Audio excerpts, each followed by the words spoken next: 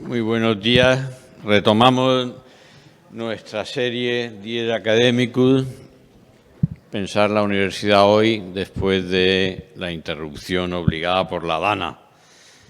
Pero seguimos el plan previsto y tenemos hoy la suerte de tener entre nosotros a don Rafael Navarro Valls. Tengo aquí el currículum y esta vez no me puedo excusar de decirlo, porque me parece que si no os quito la perspectiva de quién tenemos hoy con nosotros. Catedrático emérito de la Universidad Complutense, pertenece, la he tenido que contar, pertenece de activo a 17 academias de jurisprudencia nacionales e internacionales. Es presidente de la Conferencia Permanente de Academias Jurídicas Iberoamericanas, académico de número de la Academia de Jurisprudencia y Legislación en España. Es doctor honoris causa de universidades internacionales, medalla de honor de la Universidad Complutense, Gran Cruz de San Raimundo de Peñafort, concedida por el Consejo de Ministros. No voy a seguir, Tiene una serie de premios que incluye hasta uno nuestro, Premio Difusión Balbuena de la Rosa, del CEU, autor de 200 publicaciones científicas, de libros. Ha sido durante 2 mandatos secretario general de la Universidad Complutense. Es catedrático de Derecho Canónico Eclesiástico del Estado. Es un maestro de escuela en su ámbito, con muchos discípulos. Es difícil que encontremos un académico con un recorrido tan brillante y que pueda contribuir tan justificadamente a nuestra reflexión, a nuestra discusión en marcha sobre qué es la universidad. Se lo hemos pedido, ha tenido el gusto de decirnos que sí, lo cual le agradezco muy sentidamente. Y además, y mal que os pese, tiene otro honor de nacimiento, y es que es murciano, no exactamente, porque es cartagenero, pero de familia arraigada. Es hermano de Joaquín Navarro Valls, que, como sabéis, es doctor honoris causa de nuestra casa. Así que, Rafael, de estar en tu casa, es un honor tenerte con nosotros. Va a hacer la intervención de pie, pero luego va a responder las preguntas y vamos a estar sentados los dos. Muchas gracias por venir y estoy seguro que va a ser de mucho provecho. Bien, muchas gracias al rector, a don Remigio, uno de los más preclaros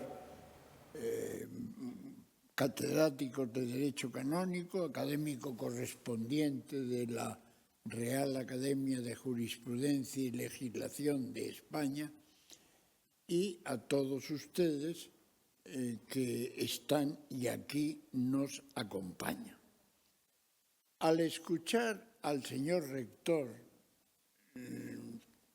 dando noticia de mi currículum, dado mi dedicación como hobby a la presidencia de los Estados Unidos y dado que hasta muy poco hemos estado en ritmo electoral, recuerdo que John Fitzgerald Kennedy en una ocasión fue presentado por un señor en Connecticut, me parece que fue, lleno de fervor, como ha hecho el rector de esta universidad.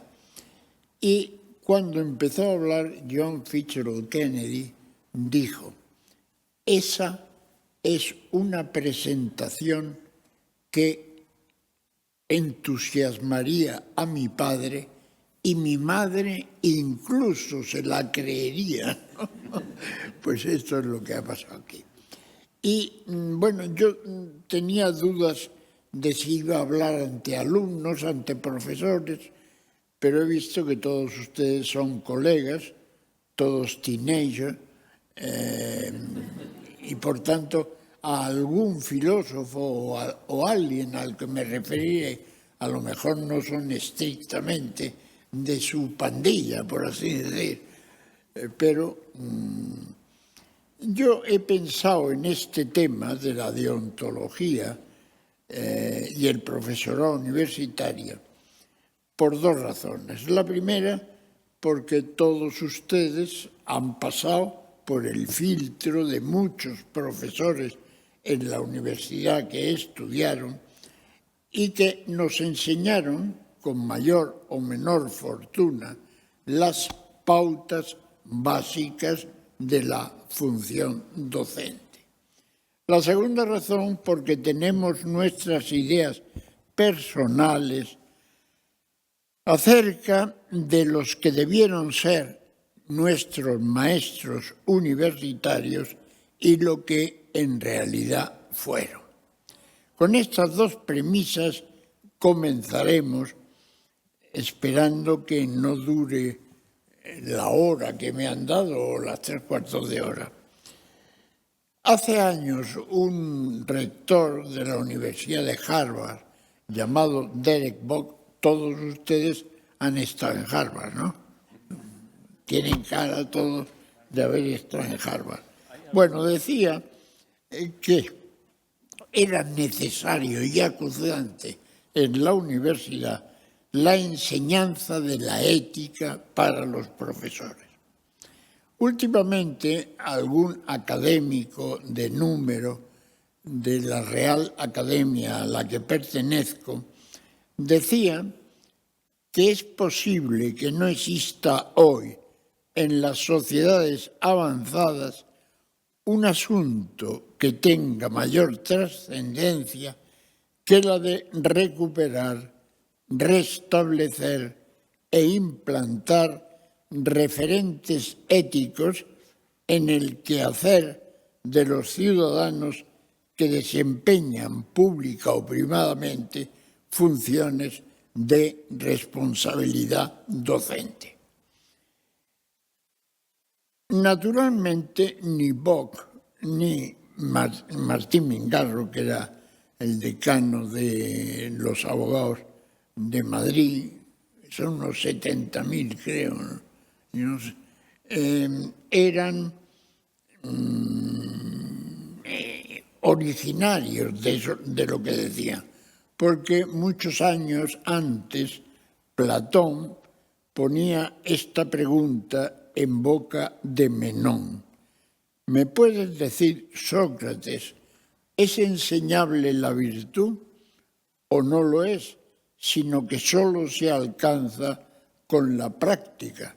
Ni puede aprenderse, sino que se da naturalmente entre los hombres o de algún modo. Una expresión que es familiar para los que sean de filosofía, pienso en el decano Durán, que ha tenido la amabilidad de ir a recogerme y hemos estado charlando sobre lo divino y sobre lo humano. Animado por estos hallazgos, indagué en el concreto sector de la deontología jurídica, que es mi especialidad, y sufrí una desilusión. Perdón, ¿cuántos hay de derecho aquí presentes? Pues hay bastantes, no está mal.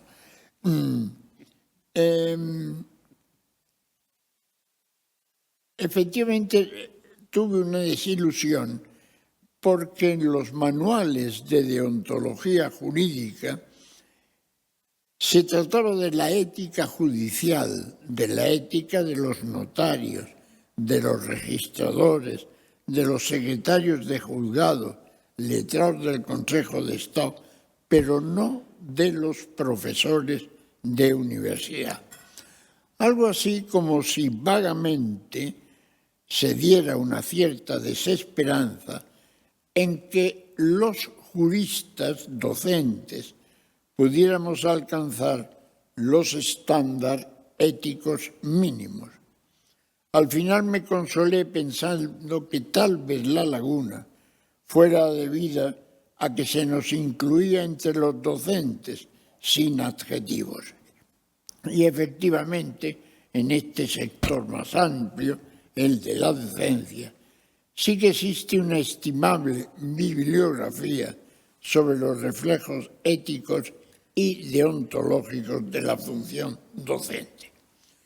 En todo caso, el tema de la responsabilidad en el ejercicio de la función docente universitaria es de extraordinaria importancia. Piense que actualmente existe más de 1,5 millones de alumnos universitarios liderados por unos 55.000 profesores. De aquellos, casi 500.000 son de ciencias jurídicas y sociales, de los cuales casi 300.000 son de derecho, con unos 7.000 profesores a ellos dedicados.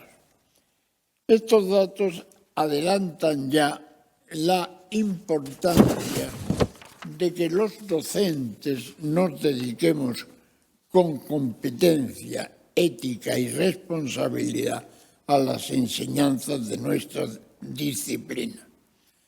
No debemos olvidar la vieja sabiduría contenida en este dicho: si los médicos... ¿Hay muchos médicos por aquí?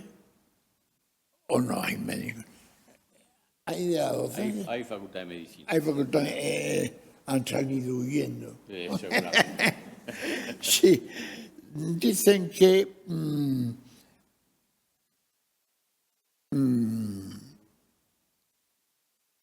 si los médicos entierran sus errores y los periodistas los divulgan, los juristas los ahorcamos. Es decir, aunque abolida la pena de muerte, podemos a nuestros clientes destruirlos o erosionarlos en su honor, peculio y legítimos intereses. Si eso se añade que han comenzado a impartirse casi 200 estudios de grado con motivo de la vieja adaptación al espacio europeo de enseñanza superior, se impone la importancia del tema.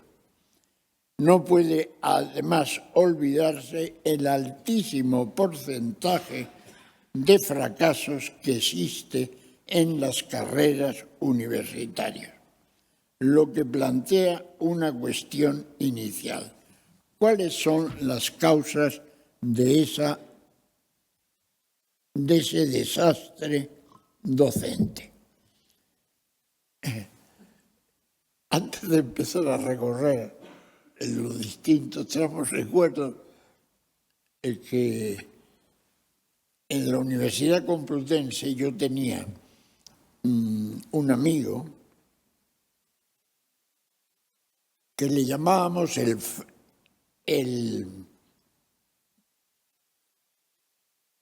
¿cómo se llamaba? Sí, o sea, el que se come el tiempo, porque era un tipo que le daba la mano y comenzaba a hablar sin parar.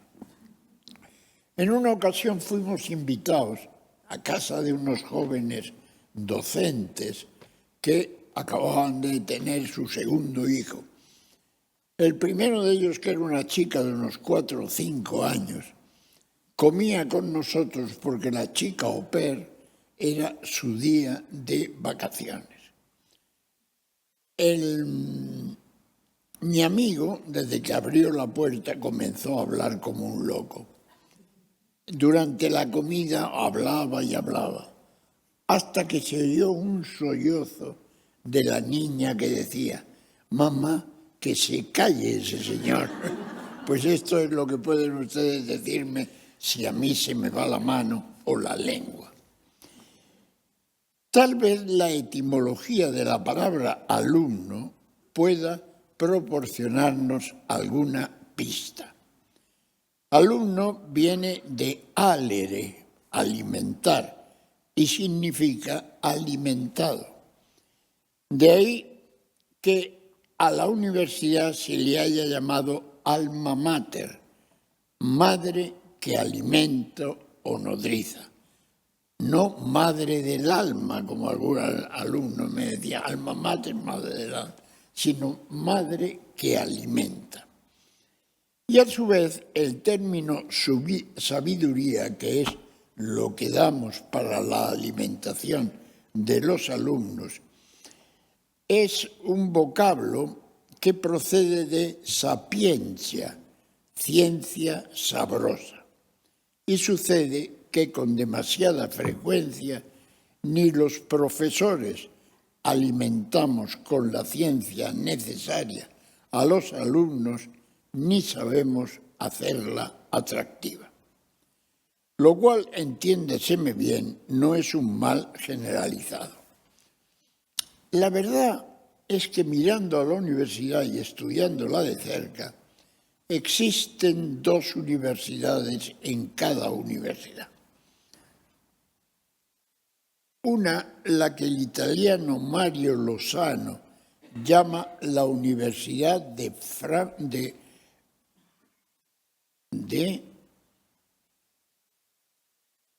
Bronxford, es decir, una universidad que dice perseguir la excelencia del campus oxoniense, pero con métodos y miserias de los bajos fondos neoyorquinos.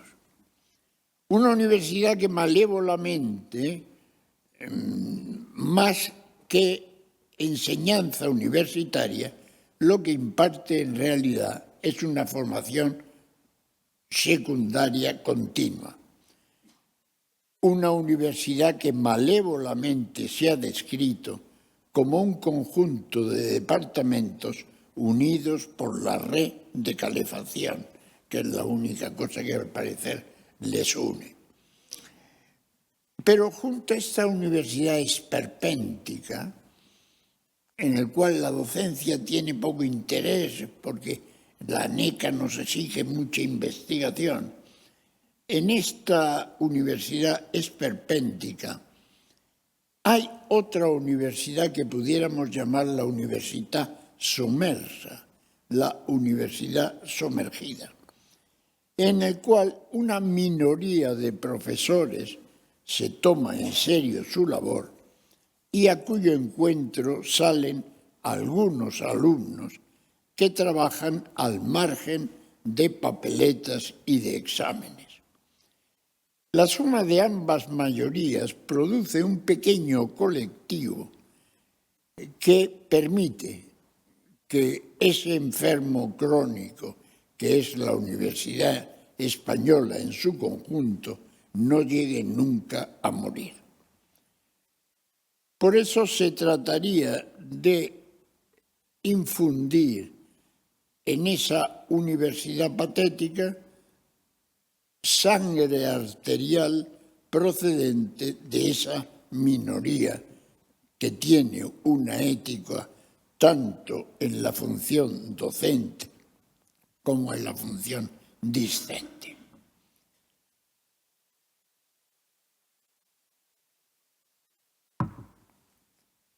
Una de las primeras misiones del profesor universitario hacia el alumno es despertar primero su atención, luego su confianza y, en tercer lugar, su fervor.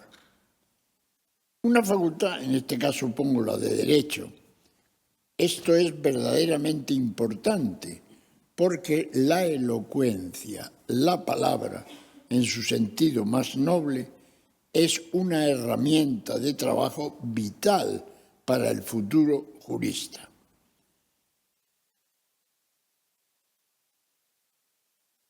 No sin razón, decía Neil Stillman, no era de su pandilla porque era del siglo XVI, era un profesor que era del siglo XVI, un matemático, que pulcra que videntur, pulcriora que juntur, longe pulcherrima que ignorantur. Sé que todos han sabido su traducción, pero por si acaso los del fondo no lo han escuchado, me permitiré traducirla. Bellas son las cosas que se ven, más bellas las que se saben, pero las más bellas de todas son las que se ignoran. Por eso nuestros alumnos tienen un campo de belleza que absorber, porque son muy ignorantes y vienen con una ignorancia supina de los medios de la enseñanza media. No hay que olvidar que lo que hay que hacer de un alumno es sacar del bloque de mármol que representan la escultura que en él dormita. Sin embargo, es más cierto que en un estudio sobre las satisfacciones e insatisfacciones del profesorado dirigido por la Universidad de Granada, las clases son una desagradable obligación, algo que quita tiempo a la investigación, un esfuerzo que crea tensión y no proporciona currículum, algo que en suma, en su preparación, no se le dedica demasiado tiempo. La realidad es que a la mayoría de los profesores no les interesan las cuestiones pedagógicas.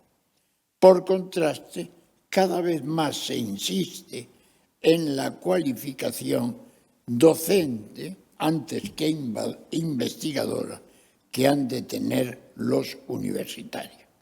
En un estudio hecho en la Universidad de Pensilvania, en un informe muy amplio sobre la enseñanza superior, se concluye: todos los colleges y universitarios y universidades deberán hacer de la enseñanza el criterio central a la hora de controlar y promover a sus profesores, porque de poco serviría defender formalmente la cantidad de la docencia si el profesor tiene la impresión de que lo único que cuenta es la investigación. Los que conocen la cultura griega saben que los griegos dividían los seres humanos en tres categorías. Primero, los buscadores de fortuna. Segundo, los buscadores de honores.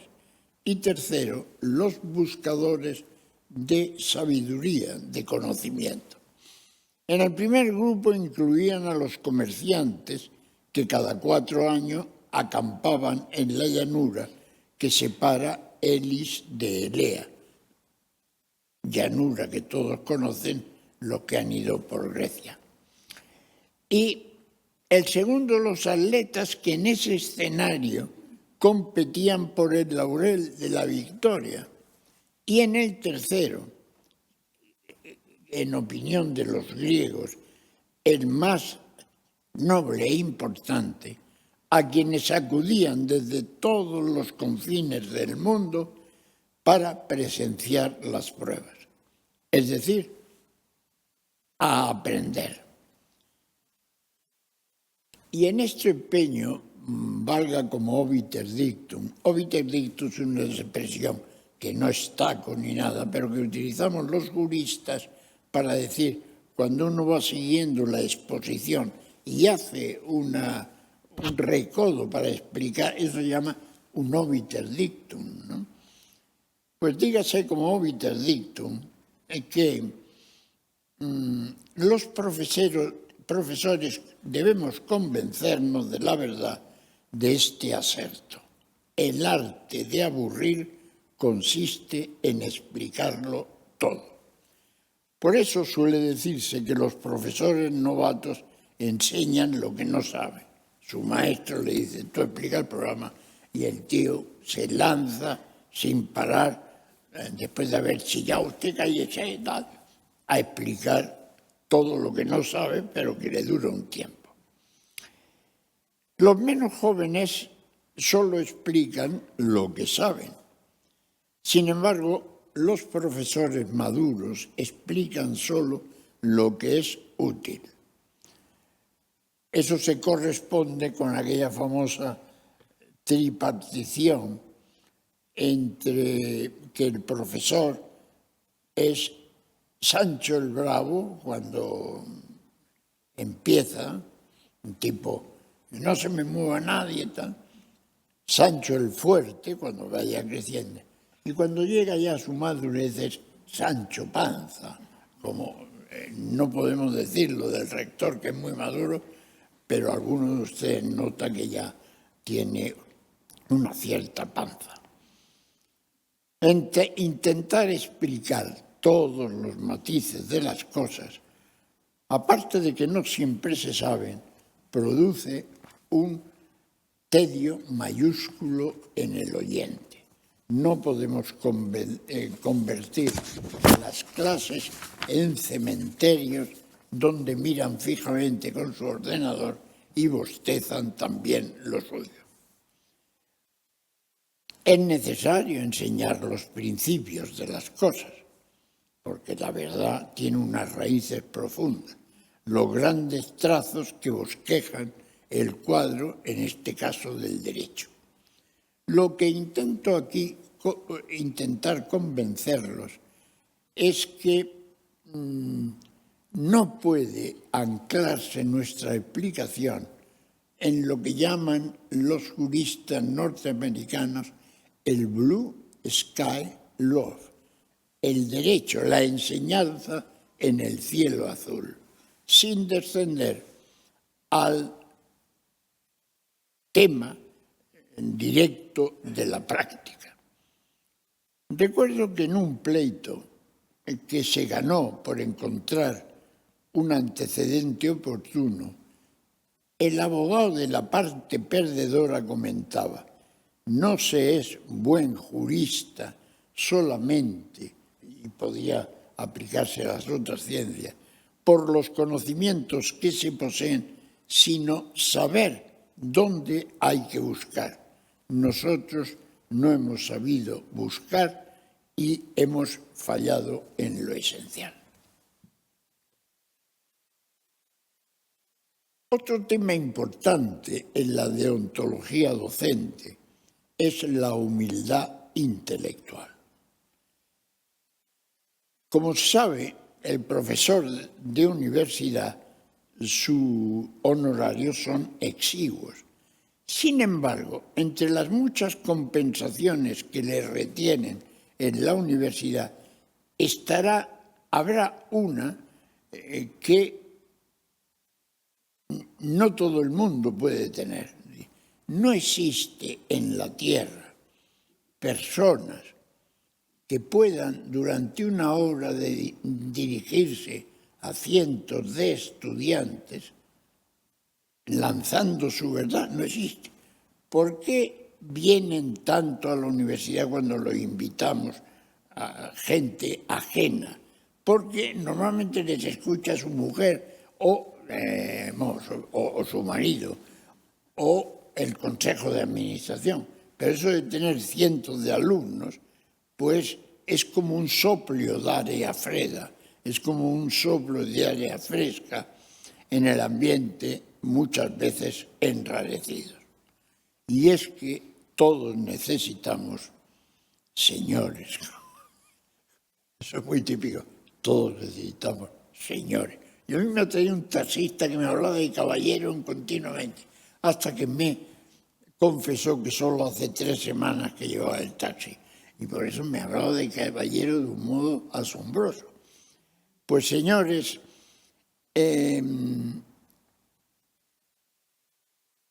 todos necesitamos enseñar viejos sueños en nuevas mentes, calentarnos en suma en el fuego de la juventud.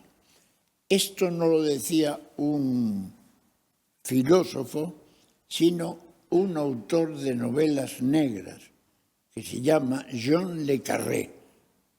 ¿Le suena? Es un tipo que ha escrito mucho sobre el servicio secreto británico.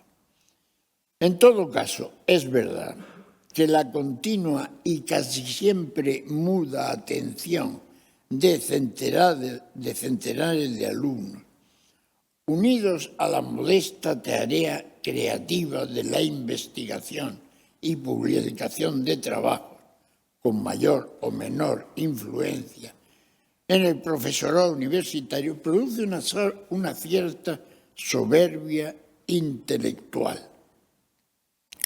Soberbia que ha llevado a decir que los intelectuales son unos seres que no pueden admirar nada durante largo tiempo, aparte de a ellos mismos, efectivamente. Hay muchos intelectuales que su admiración se vuelca sobre sí mismos y no pueden admirar a otros colegas. En realidad, los intelectuales y profesores somos como los médicos. Algunos te salvan la vida, la mayor parte te curan algo y unos cuantos te matan. Pero, es decir, nuestra mediocridad áurea, nuestra mediocridad con luz, ayuda bastante sin llegar a los extremos de la sabiduría máxima ni de la estulticia memorable. De ahí que no sea infrecuente el pequeño error en las explicaciones de clase, por ejemplo, un dato equivocado, una sentencia mal transcrita, una fecha alterada, un autor incorrectamente citado, una explicación confusa que complica más que aclara. En suma, un error que, si no es rectificado a tiempo, producirá una equivocidad, una contradicción, una laguna que más tarde traerá consecuencias en la vida madura de los alumnos. Churchill decía, aprovecho para decir que Churchill, aparte de su capacidad de dirigir una guerra, era un excelente escritor, como saben ustedes. Aprovecho la ocasión para aconsejarles que lean los 3 volúmenes de las memorias, en las cuales empieza diciendo que la historia muchas veces no tiene explicación, salvo que la haga uno mismo, efectivamente. Churchill decía,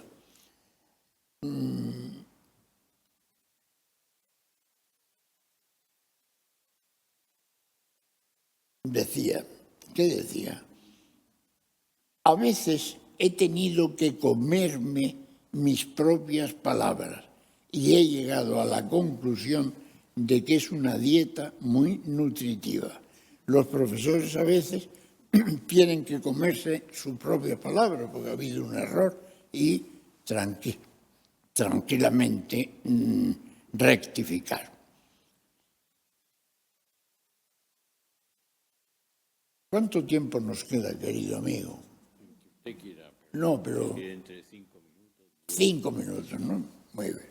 Entonces saltamos distintas cosas hasta llegar un poco. Vamos a zumbarle un poco al alumno, dado que casi todos los exabruptos han sido dirigidos contra nosotros mismos, los profesores.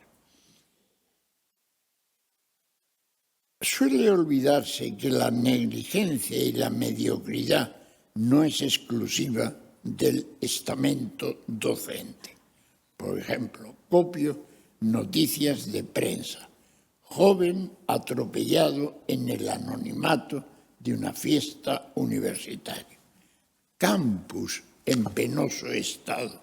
Vandalismo con daños por más de 20.000 euros.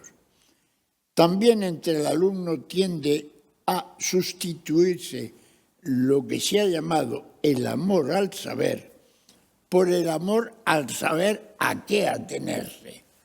A mí me pasa siempre que en la primera clase en donde explico la importancia de mi disciplina, suelo hacer una cosa brillante para... No se inmutan hasta que digo. Bueno, ahora voy a decir los manuales, los exámenes, y todo el mundo toma nota, ¿no? Efectivamente. Muchas veces no se persigue la sabiduría, sino el saber a qué atenerse. Por eso, los que de ustedes han estado en Oxford, que han estado todos prácticamente, habrán visto un pequeño cementerio en los alrededores, en el cual uno entra y descubre una lápida de alguien que puso como leyenda para ser recordado este epitafio latino: Inc temporis dissipator jacet. Aquí hace una pérdida de tiempo. Efectivamente, hay algunos alumnos a los cuales en su tumba habría que poner esto.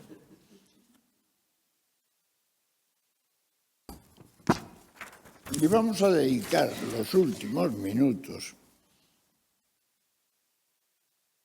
a la política en la vida universitaria. La política española, como la americana, se nutre de intelectuales muchas veces salidos de la universidad, tengan o no tengan el título adecuado. Pues bien, las personas que pasan del mundo de la universidad al de la política, esto lo dice muy bien Henry Kissinger. A ver, ¿todos conocen a Henry Kissinger o hay esa mirada? ¿Conocen ustedes a Henry? Un tipo gordo que acaba de cumplir 100 años y que fue secretario de Estado con Ford y con Nixon. ¿Ford le suena? Bueno, este hombre decía que cuando volvió, se reincorporó a la universidad después de estar un buen tiempo en la política activa, confesó que la lucha por el poder en el mundo universitario es más mezquino y malicioso que en el poder político. La universidad podrá ser más santurrona, pero difícilmente podría decirse que gane en santidad a la política. Las cuotas de poder que tenemos los profesores, digámoslo, son pequeñas, un despacho más o menos grande, una mesa, un horario, en el cual chocan muchas cosas. Sin embargo, una cosa importante para el profesor exige estar dispuesto a participar en los órganos de la universidad de gobierno de que se trate. Porque el ejercicio del poder en la universidad, cuando se hace con buenas intenciones y con buen fondo, es muy importante para hacer que madure un profesor. Bien.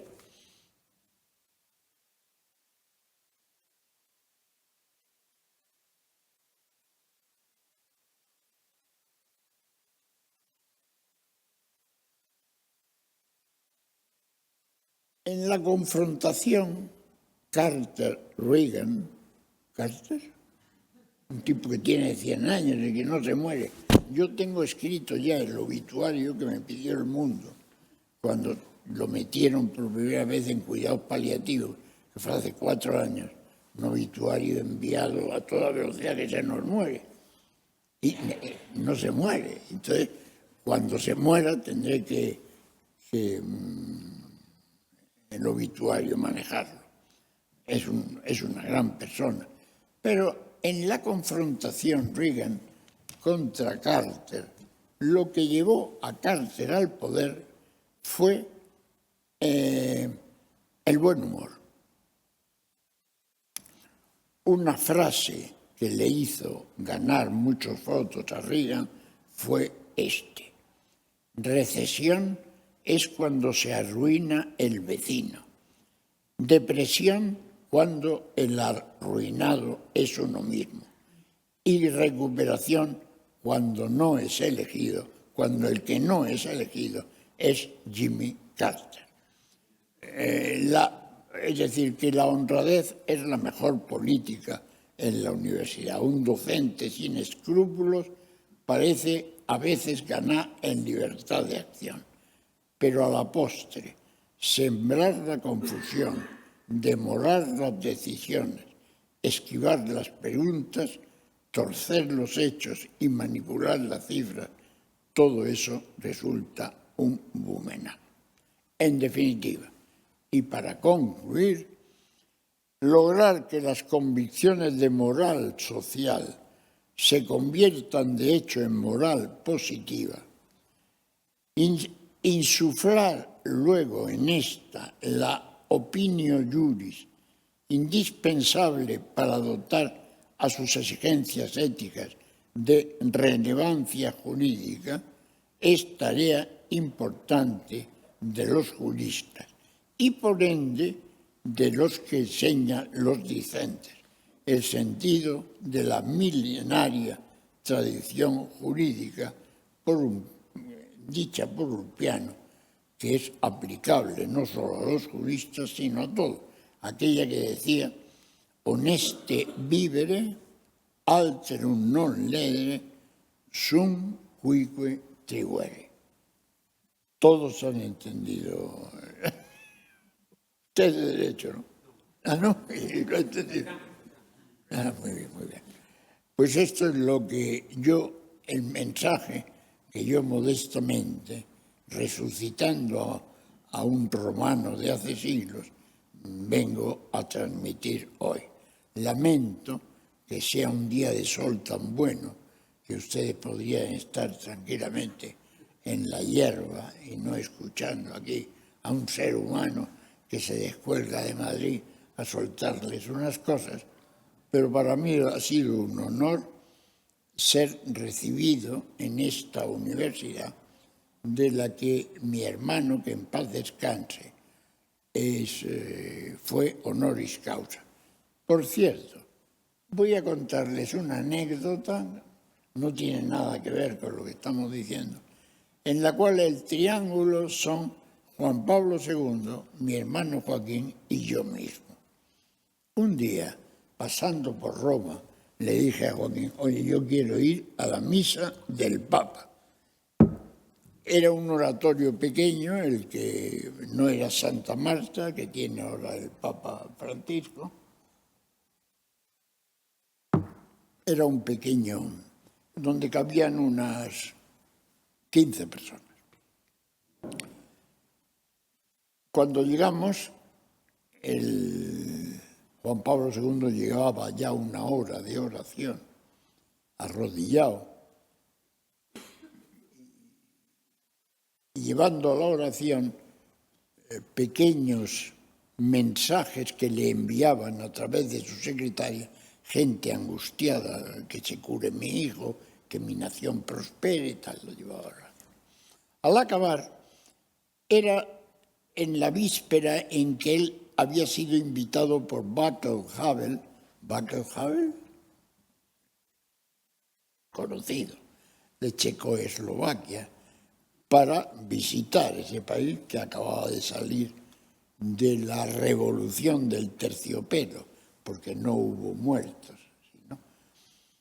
Y tenía allí los arzobispos que había mandado traer de Checoslovaquia para hablar con ellos antes del viaje. Un arzobispo, por cierto, que yo me senté al lado de él, creyó que yo era un alto personaje de la colonia laica checa en Roma. Y el tío, el señor, empezó a cantar una canción en checo que me invitaba a proseguirla. Yo lo miraba fijamente. Bueno, al final el Papa los despidió y se quedó con mi hermano y yo. Mi hermano, el Papa lo llamó una parte de gobierno. Yo me puse lo suficientemente lejos para cuidar las formas y lo suficientemente cerca para saberlo todo. Porque efectivamente Balduino de Bélgica acababa de objetar de conciencia a la ley de aborto. Y el Papa estaba preocupado de las reacciones que habría contra ese hijo mío, le decía a mi hermano, que lo único que ha hecho es ejercer un derecho que todo el mundo tiene, el de la objeción de conciencia. ¿Han ustedes preparado ya, Santidad, bueno, la RAI ayer, Le Figaro, Le Monde, estamos en contacto para que haya voces que salgan en su defensa? En ese momento se volvió el Papa hacia mí y avanzó. Yo me encontré un poco, entonces yo le di la mano y le besé la mano diciéndole: Santità, io sono Navarro Valt il cattivo, il buono è Gioacchino. Santidad, yo soy Navarro Valt el malo, pero el bueno es Joaquín. Y él, con su tranquilidad y su buen hacer, dijo: no, señor, ambedue sono buoni, ambos son buenos. Pues ya me alegro haber estado con ustedes, aunque haya sido Navarro Valt el malo. Muchas gracias.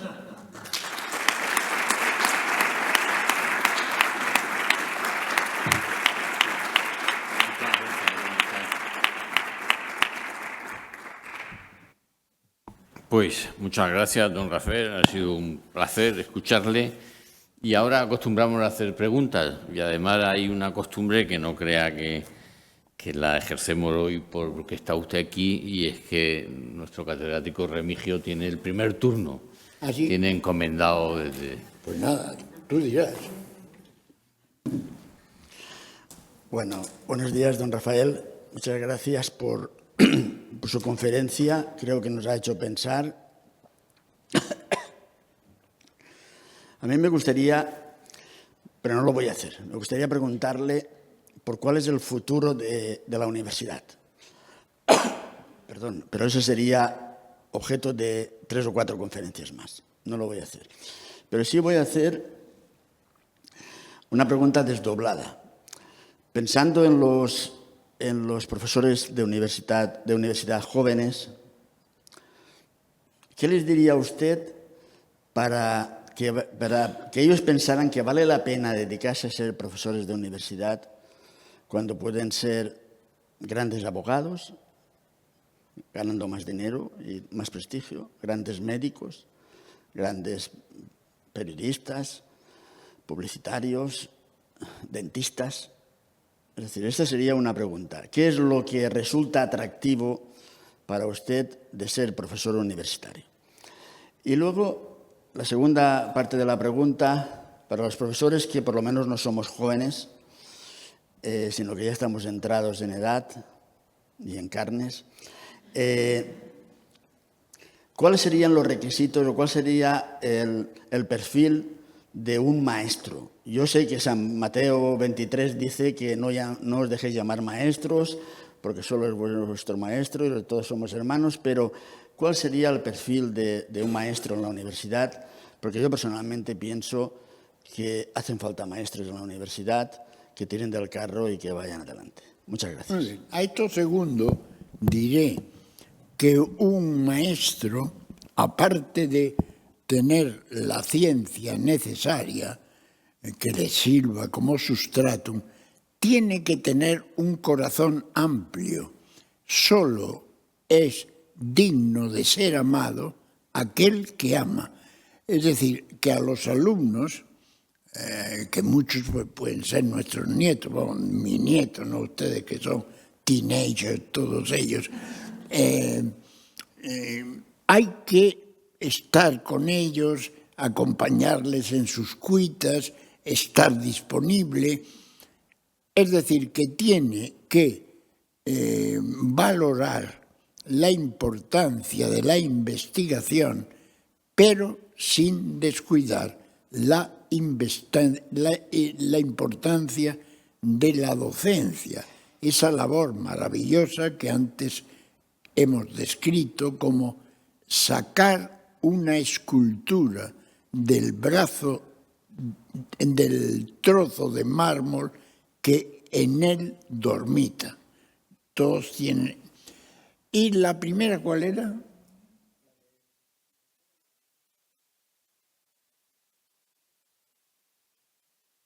Ah, sí. Bueno, claro, efectivamente. Hoy, en un mundo en el cual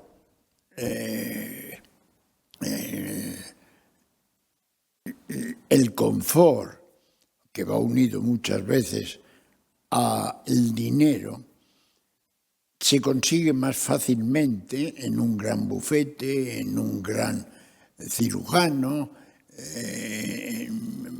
siendo un gran registrador, siendo un gran arquitecto, que no en esa labor callada que es las clases.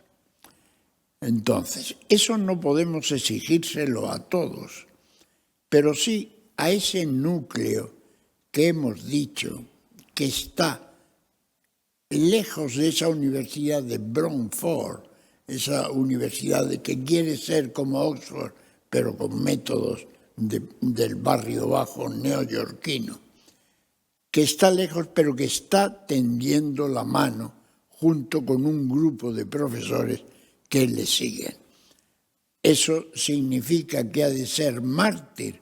No, significa que ha de ser una persona humana con el cariño necesario a su...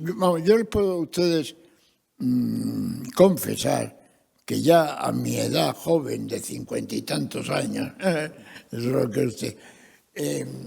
cuando sigo dando clase, el mejor momento de mi día es dar clase.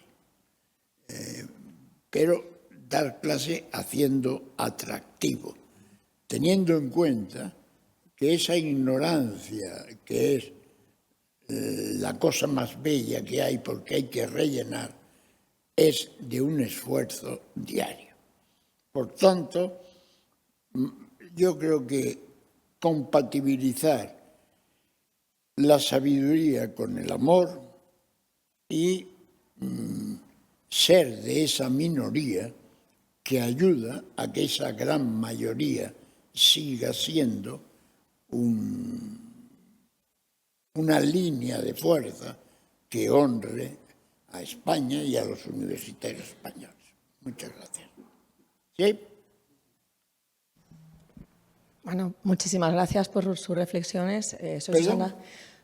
Muchísimas gracias por sus reflexiones. Gracias a usted por aguantar aquí. Soy Susana Sanz, también jurista, está usted rodeado de juristas. La verdad es que he disfrutado y me he reído, lo cual está bien de vez en cuando. Si los docentes somos mediócritas, ¿no? Ahora, y los alumnos son una pérdida de tiempo, puedo compartir el diagnóstico, pero deme una terapia, por favor. ¿Perdón? Deme una terapia. Ah, una terapia.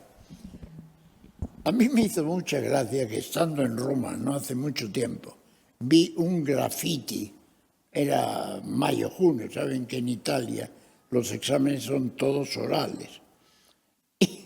Y en un graffiti ponía, en italiano, cuya traducción en español era la siguiente: la sabiduría me persigue, pero yo soy más rápido. Decía el tío ya agotado, el pobre. Entonces hay que traer también al buen redil a ese que entiende que la sabiduría le sobrepasa, ¿no? ¿Cómo se hace eso? Pues, claro, eso es hay que ir a los primeros años de los chicos de la buena clase y de los buenos hábitos adquiridos en la enseñanza secundaria, en el profesor, en ese amor que tiene a su disciplina, pero que no es un hombre que se encierra en sí mismo, sino que la da a los demás. La terapia, como siempre, es estudio y savoir-faire, estudio y saber hacer por parte de los profesores y por parte de los alumnos, pues también saber y saber aguantar el tirón, porque muchas veces se encuentran con profesores que somos unos desastres. Entonces tenemos que no ser desastres para atraer al profesor al lugar de la sapiencia, de la sabiduría. Más cosas. Dos preguntas no están mal, o hay más. Habrá más. ¿Habrá más? Venga. Son de reflejo lento. A ver. El rector dice que habrá más, o sea que alguno de ustedes tiene, para dejarlo bien, que preguntar algo. Salvo a mí mismo y le pregunto. Muy bien, muy bien. Claro, usted ha conocido la Universidad Española desde hace mucho tiempo y muy desde dentro, porque su cátedra es muy temprana, se dio la consecución de su cátedra, luego la Secretaría General de la Complutense, lo que quiere decir que estaba en el mismísimo epicentro. Y a mí me llama mucho la atención los cambios que la Universidad Española ha tenido, muchos de ellos evaluables de forma muy distinta. Pero ¿cómo valora usted? Tengo cierto interés en saberlo porque yo no fui profesor apenas antes un tiempo, pero sin ninguna otra aspiración que dar mis clases lo mejor y razonablemente bien que pudiera. ¿Cómo valora usted el Plan Bolonia y los cambios y las transformaciones que supuso? El Plan Bolonia a mí me cogió ya de salida. Entonces, al principio, fue como un desastre. El Plan Bolonia fue admitido entre muchas universidades, pero no en Bolonia. Bolonia tuvo su plan distinto del plan que se había admitido en Bolonia. Con el tiempo se vio que efectivamente en disciplinas que requieren una práctica, médicos, arquitectos, abogados, etc., la elevación del número de clases prácticas daba una forma a aquello que solamente se movían en el terreno de los principios. Y al final, como todo pasa, uno acaba adaptándose. Todas las soluciones universitarias, salvo alguna excepción, tienen una bondad inicial en sí mismo que uno tiene que saber recoger. Es decir, uno o se aguanta con el tema de buen modo o patea contra él. Pero patear contra el aguijón, como ya decía San Pablo, no es cosa fácil.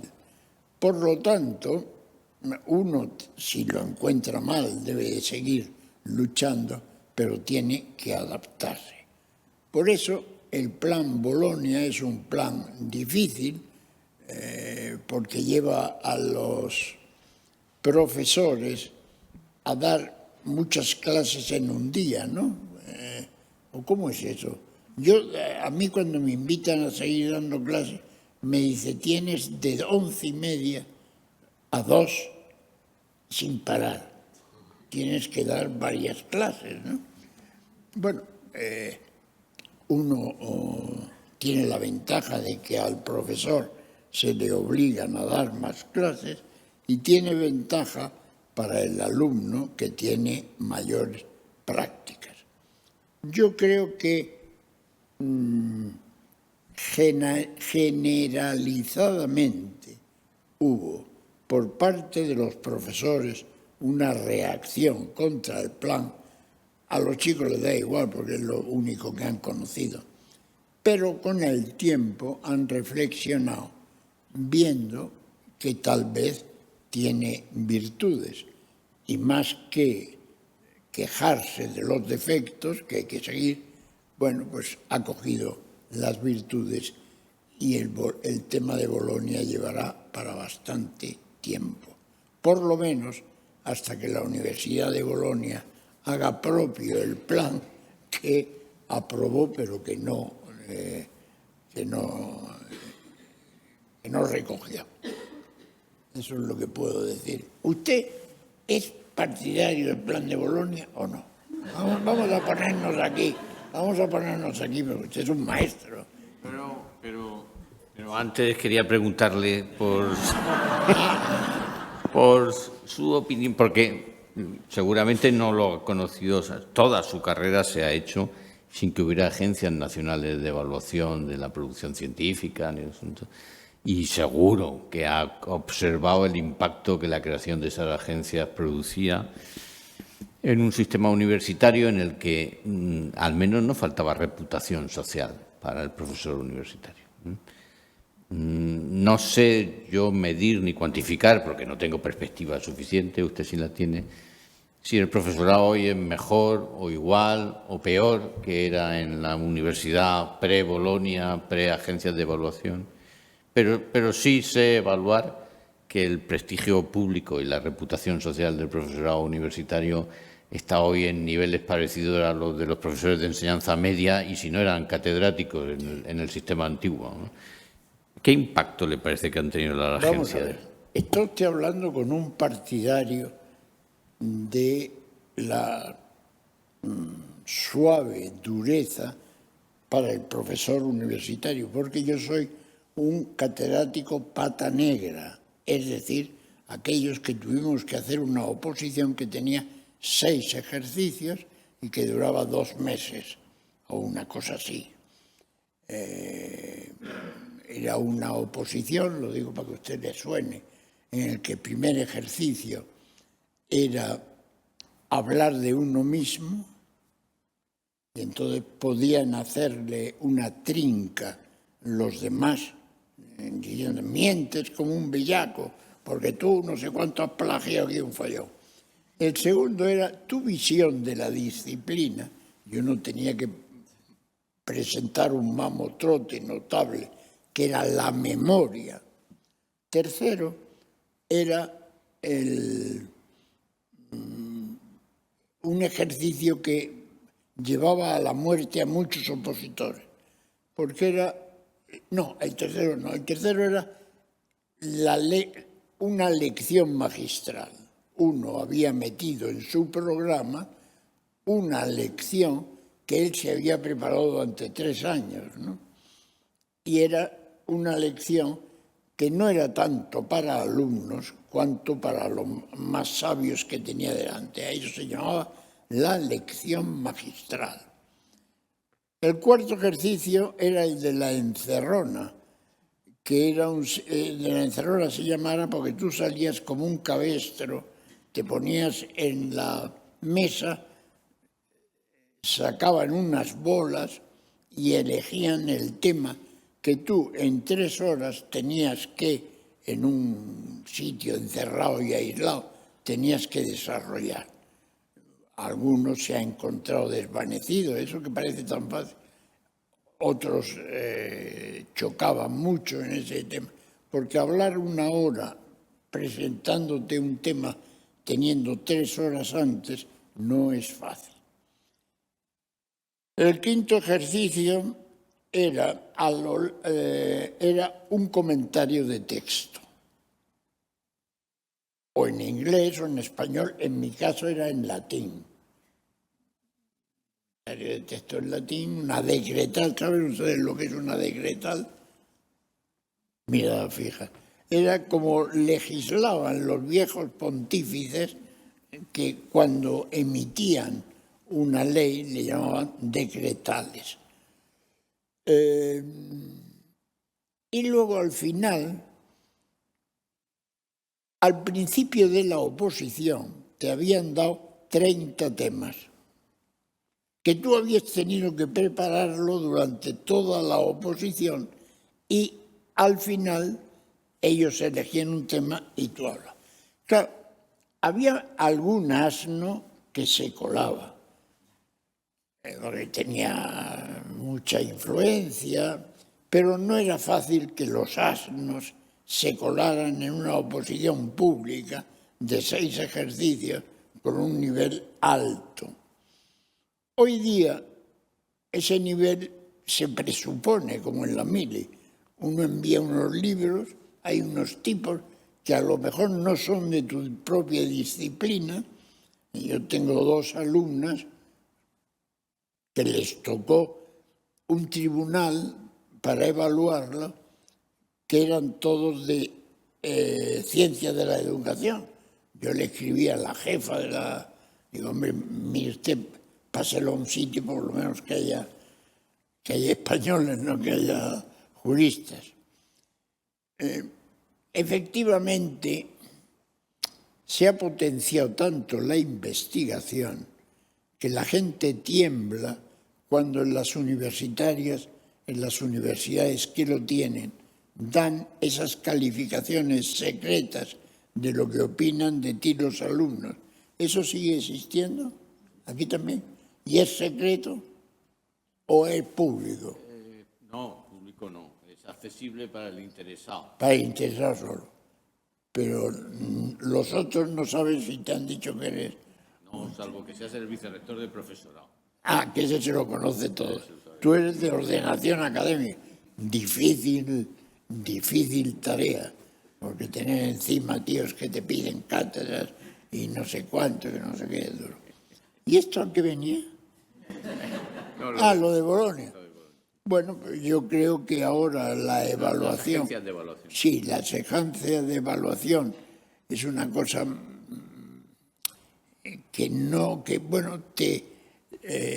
te evalúa y allá la universidad ya ha preparado una plaza para ti, pero no hay una garantía de que este tipo se sepa el programa entero o que haya tenido un examen de oratoria de algún modo.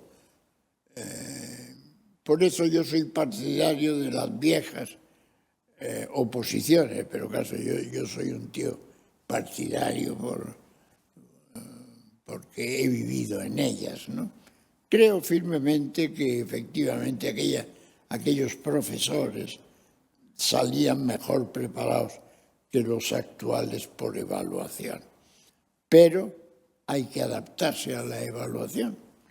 Y si eso es lo que quiere el gobierno, pues tendrá uno que tener. Ahora han modificado lo de las evaluaciones, ¿no? Algo. Señores, yo no sé si están ustedes ya hartos de mí mismo. Hay un señor ahí que quiere preguntar algo. Buenos días, muchas gracias, don Rafael, por su ponencia. Durante la charla ha expuesto las diferentes etapas de un profesor, ¿no?, a lo largo de su carrera. De todas ellas, y en su experiencia, ¿cuál es la que recuerda con mayor cariño? Bueno,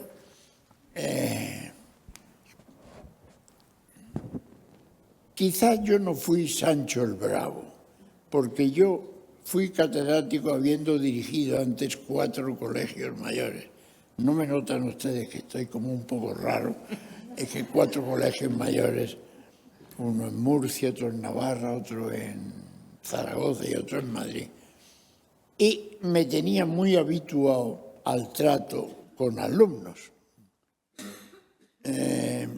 Por tanto, el inicio de mis clases, yo fui inicialmente llevado por un señor que era un santo.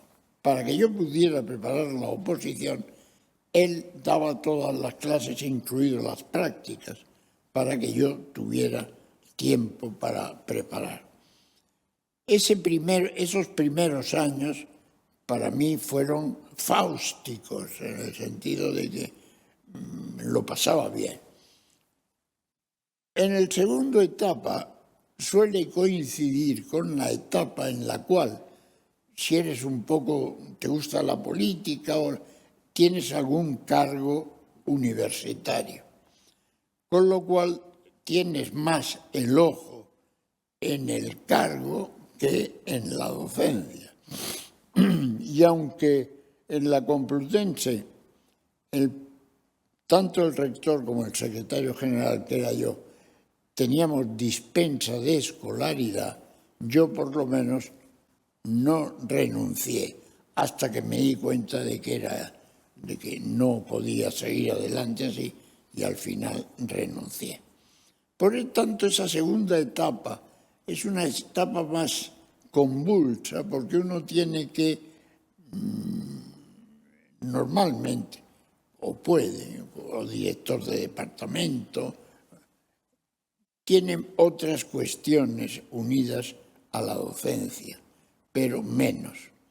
Y en fin, al final, cuando uno ya está libre de cargos y de cargas, pues puede dedicar más tiempo a los alumnos. Los alumnos para los vejetes como yo son como nietos y nietas. Una cosa, los ves venir a los de primero, sobre todo, una cosa notable. Pero llegas a tomarlo afecto. Nosotros teníamos nuestra disciplina en primero y cuarto, y en cuarto los coges más hechos. Por tanto, mi primera época, por mis circunstancias personales, no fue un martirio. La segunda etapa fui 15 años director de un departamento y 8 años secretario general de la Complutense, donde pasaba de todo, ¿no? Yo recuerdo una cosa muy penosa. A la Secretaría General te llegaban de los profesores que eran perseguidos por ETA o por grupos islámicos para que les pusiera escoltas, hasta esa tragedia que supone que desde el edificio de Geografía e Historia, la conocen, en un edificio alto, un día un chico, en el momento que su novia o exnovia entraba, él se tiró y cayó a los pies de la niña muerto. Bueno, te tocaba de todo, como digo. Y por tanto tenías menos tiempo a saborear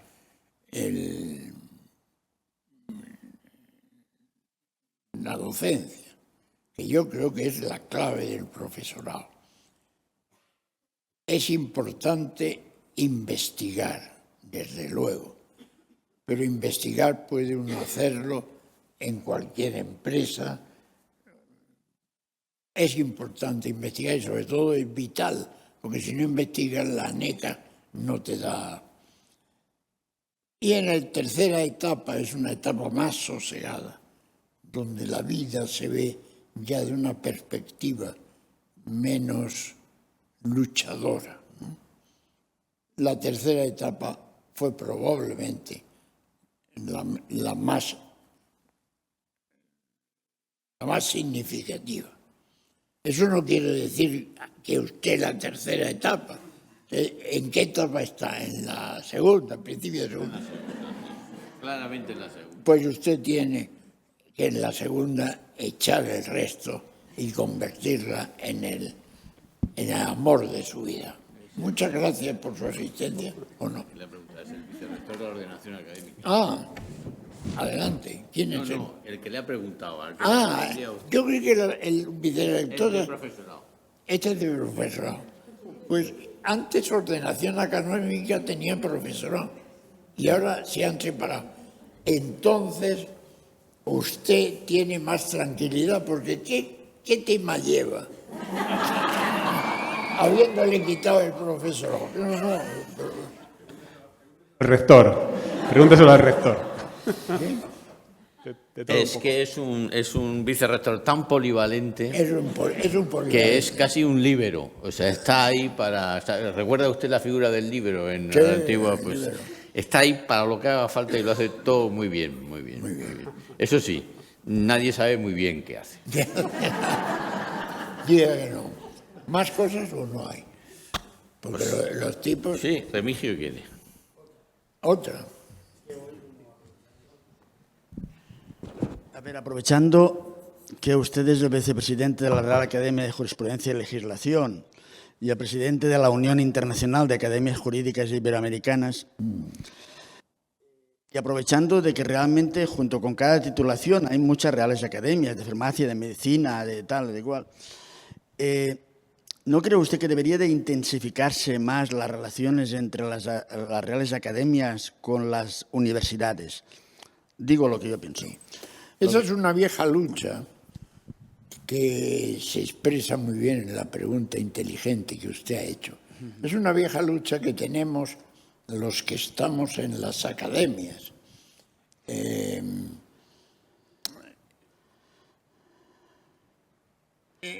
Y efectivamente procuramos unirla a informes que nos piden los ministerios, abrir la academia en sesiones públicas, no privadas como son la mayoría, para que la gente pueda y deba vivir la ciencia que allí se hace, y depende de las academias. La Academia de Derecho hace con frecuencia pronunciamientos sobre cuestiones jurídicas muy centrales, ¿no? También lo suele hacer la Academia de Medicina y la Academia de Historia. Están bajo la tutela del rey. El rey realmente, su única misión constitucional es cuidarnos a nosotros, porque es el patrono de todas las academias. Yo me acuerdo que la última vez que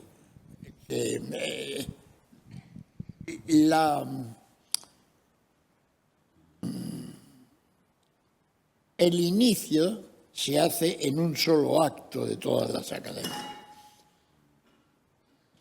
Y era un acto en el cual asistían juristas.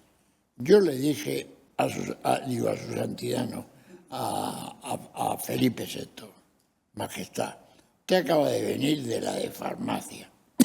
Sé que ha saludado unos cuantos y se ha metido. Mire usted, farmacia no sé si tendrá influencia en su reinado, pero sí le digo que aquí está lleno de juristas que pueden hacer mucho contra usted o a favor suyo. Yo le pido que le dé la mano a cada uno de los, eran 300. Dio la mano a los 300 con gran alborozo por parte de los cónyuges que también entraron en... ¿Y eso a qué venía? ¿Venía algo? A la necesidad de poner en relación a las academias con las universidades. Ah, sí. Bueno, a través de los reyes lo hacemos también, pero es una batalla que tenemos todavía que ganar. Con todo el respeto y confianza que tengo con usted, de que son un poco las momias.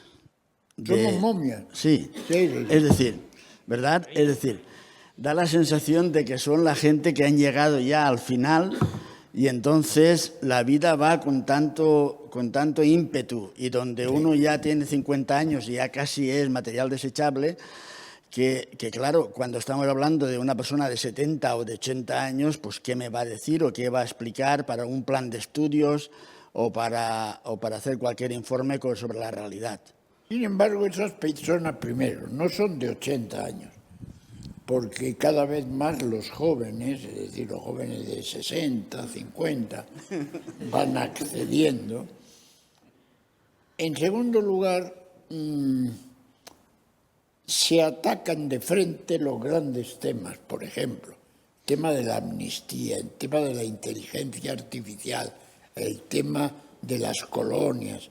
Todo eso se trata en debates todos los lunes, cuyo contenido trasciende o no procuramos que trascienda. Es decir, que son temas de hoy día lo que la vieja momia se da cuenta que hay que tratar. Ahora bien, para que usted vea, yo soy el más antiguo ahora mismo en la Real Academia de Jurisprudencia de España. Hombre, soy una momia, pues puede ser. Ahora, yo me considero que todavía no soy una momia. Pero tengo otro por delante, que es don José Antonio Escudero, que ha sido 3 veces Premio Nacional de Literatura, que tiene 88, yo tengo 50 y tantos. Y, o sea, la momia va muriendo. Además, hemos establecido el sistema del supernumerario. El supernumerario es cuando un tío llega ya a una edad, ya que está, entonces pasa a supernumerario, su plaza sale a concurso, el tío sigue pudiendo venir, pero esa plaza salida a concurso, las mujeres cada vez más, hay más. Ustedes, por ejemplo, tienen pinta que 4, 5, 6 o 7 que veo que pueden ser académicas. Primero correspondiente, yo me ofrezco a aquella que sea doctora o que tenga un tiempo de ejercicio profesional de la abogacía de 25 años, yo me comprometo a hacerles, como pasó con don Remigio, a luchar por hacerles correspondientes. ¿Y qué más? Un ofrecimiento, ¿verdad? Un modesto ofrecimiento. Sí, efectivamente. Hay ¿cómo se dice? Hay momias y momias. Momias y momias. Le ha llegado a usted lo de momia. Pero nosotros todavía sobrevivimos en medio del momio. Muy bien. Bueno, pues ahora sí vamos a acabar, que estamos acabando a la hora acostumbrada, o sea que vamos perfectamente on time. Y que no sin agradecerle que haya venido, que nos haya deparado este rato tan bueno que justifica la vida universitaria de hablar amistosamente, de charlar y de escuchar a personas con más recorrido, con más visión, con más experiencia. Don Rafael, ha sido un placer, muchas gracias. Esta es su casa. Hombre, ahora me invitarán a comer. Claro. Muchas gracias.